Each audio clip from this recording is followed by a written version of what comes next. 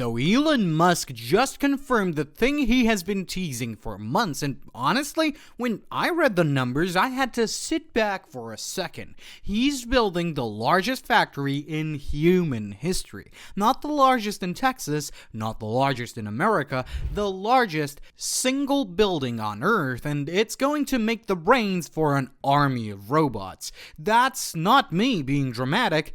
That's basically the pitch. Now, before I break down what this place actually is and why it scares people and why I actually think it's one of the most exciting things in tech right now, do me a quick favor and hit that subscribe button, because I dig into this Musk and Tesla stuff whenever something new appears, and if you like knowing this before your friends do, you'll want to stick around. Let's get into it. Okay, so the project is called Terafab, and it's a joint effort between Tesla and SpaceX, two of the biggest companies on the planet teaming up to build one facility. It's going in Grimes County, Texas, about an hour northwest of Houston. Musk announced the location earlier this month after months of speculation, and he did not hold back on the description. He literally wrote the Terafab, Texas will be, and I quote, the largest and most valuable building on Earth by far. Then he added that it'll be stunningly beautiful because, of course he did. Let me give you the number, because the number is, well, it's insane. More than 100 million square feet of manufacturing space under one roof. 100 million under one roof. To put that into perspective, that's roughly 10 times the size of Gigafactory, Texas, which is already one of the biggest buildings on the continent. People have run the math on this, and you could fit the Pentagon, Apple Park, and the Mall of America inside Terafab 6 times over and still have room left to spare. It's not a factory at that point. It's a small city with a roof on it. And this isn't some vague someday concept either. Back in April, Tesla broke ground on a smaller research fab on the North Campus of Giga Texas, which they're calling the precursor to Terafab. So the groundwork, literally, is already happening. The first phase alone is a $16.8 billion investment split between Tesla and SpaceX, and when you add up all the future expansion phases, the total price tag could climb to around $119 billion. That's the kind of money that used to be reserved for national space programs coming out of two private companies run by the same guy. Now here's where it gets crazy clever, and this is the part I want you to actually understand because it's the whole point. The way we make chips today is, well, it's a mess. It's this globe-spanning relay race. A chip gets designed in one country, the silicon gets fabricated in another, the memory comes from somewhere else, and then it gets packaged in a third place and tested in a fourth. Your phone's processor might touch 4 or 5 countries before it's done. It works, but it's slow, it's very fragile, and if one link breaks, the whole thing stalls. Terafab flips that completely. Musk described it as the most epic chip building effort ever, combining logic, memory, and advanced packaging all under one roof. That's the key phrase. Everything in one building. Logic devices, memory, packaging, testing, all of it happening in the same place. And the reason that matters is speed. When every stage is in the same building, you can run these incredibly fast, and you can do that cycle in a fraction of the time it takes when your parts are flying across oceans. For a company obsessed with iteration speed, that's the holy grail. They're also partnering with Intel on this, bringing in serious silicon expertise, and they've already poached a high-profile hire straight from Intel to help lead it. So, what's the actual goal here? Well, this is where your jaw hits the floor. Tesla and SpaceX said that the target is producing over 1 terawatt of compute per year. A terawatt. That's 1 trillion watts of AI computing power every single year. And to give you a sense of scale, that's roughly double the entire current annual chip consumption of the United States. Not double Tesla's usage, double the whole country's. One reporter put it in another way that personally, it stuck with me. TSMC, the biggest and most advanced chip maker in the world, does about 17 million wafer starts a year. Terafab, at full tilt, would nearly double the entire global supply of chips. One building, in Texas, outdoing the most advanced semiconductor industry on Earth.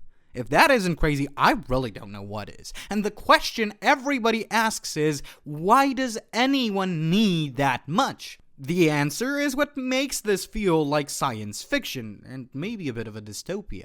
Musk needs these chips for his own future. He wants to build billions, with a B, of Optimus humanoid robots. He wants fleets of self-driving cybercabs on every road, and SpaceX wants to put data centers in orbit, actual server farms floating in space running AI. All three of those things eat compute for breakfast.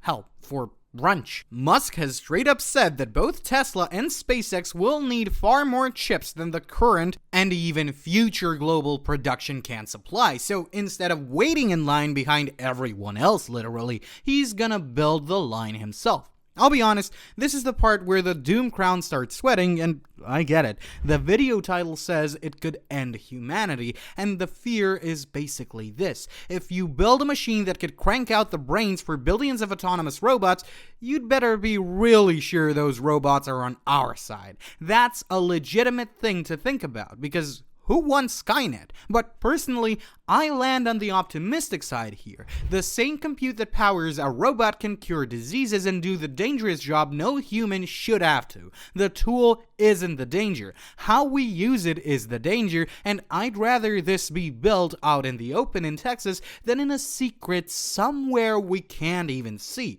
Oh, and one detail I really appreciated. There were worried locals at the county meetings, and rightly so, because these facilities drink water, so SpaceX committed to pulling water from the nearby Gibsons Creek Reservoir, which used to coal an old coal plant that shut down in 2018 instead of tapping into local groundwater. It's expected to create at least 3,000 jobs too, most of them local hires. Now, if you thought Terafab was the only giant thing Tesla filed for this month, think again. There's a second monster hiding in the paperwork. It's codenamed Project Crystal Sun, a $10.1 billion solar factory planned for Fort Bend County, Texas, about 40 minutes from Houston. Here's why this one is also a big deal. Almost all so-called American solar manufacturing today is really just assembly.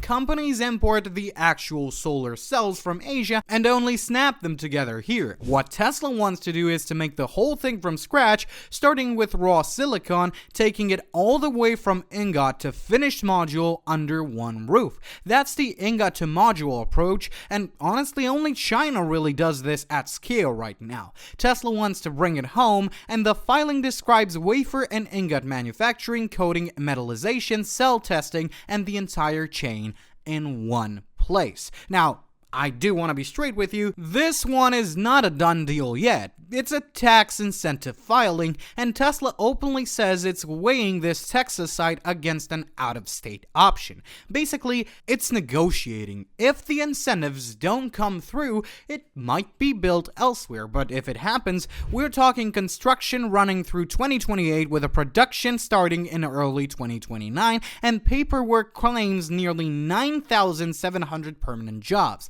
It also lines up perfectly with Musk's old goal of 100 gigawatts a year of American-made solar.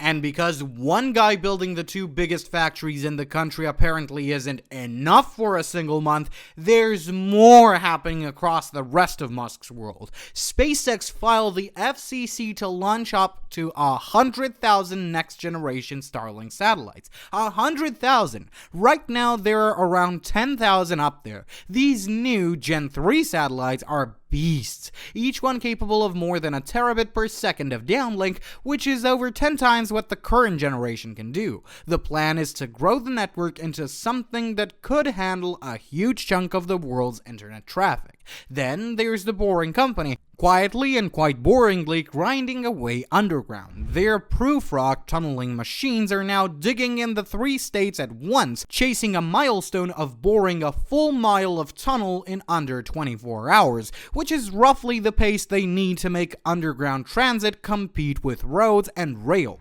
They're building the Music City Loop in Nashville, expanding the Vegas Loop, and even signed a deal for a Dubai Loop. Slow and steady, but it's real, and it's happening.